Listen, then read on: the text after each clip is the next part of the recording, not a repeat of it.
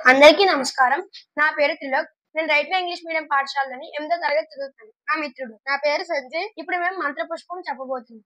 ఓం యోపాం పుష్పం వేద పుష్పవాన్ ప్రజావాన్ పశుమాన్ భవతి చంద్రమావా అపాం పుష్పం పుష్పవాన్ ప్రజావాన్ పశుమాన్ భవతి या एवं वेद योपामायतनं वेद आयतनवान् भवति अग्निर्वा अपामायतनम् आयतनवान् भवति योऽग्निरायतनं वेद आयतनवान् भवति आपो वा आग्नेरायतनम् आयतनवान् भवति या एवं वेद योपामायतनं वेद आयतनवान् भवति वायुर्वा